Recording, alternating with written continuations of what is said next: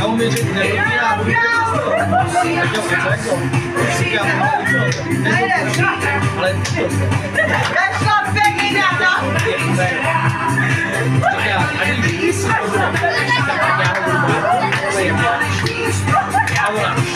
no já vím. Když bude kalma, já ho pozvu. Bohužel bude. Ale já jsem takový zma. Protože já si to rozumím. Já nemám telefon. Já si s tou fakt rozumím. My si máme co říct. Já nevím, jestli to řeknu, jak řeknu. Ale my jsme stejně člověk. A já si to já jsem to zrovna říkal, já bych to nemohl vidět prostě s ním. Tam já prostě já jsem mám obchod na a já Martin to čůra venko.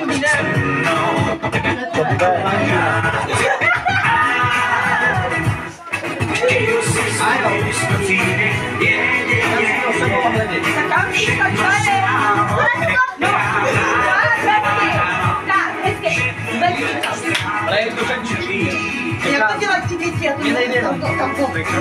Že jde domů. No. Tak.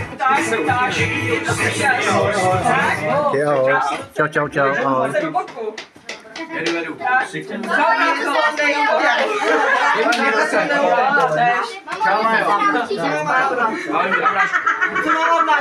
Čau, Martinku. Dobrý. Martina, čau. Krčí měsíc, oslava u mě. Holka bude na rusky. A to je bordel. No to bude bordel. Takže my. Máš nějaké rovnou? Hanča. Tam můžete taky spát. Ale všichni domů. Vidíš, co to zbytilo? My to máme na Povedeš dvě auta. Šíka máš do kopce. A jak povedeš dvě auta? Já půjdu z jednou úplně z druhou. Já ti Mám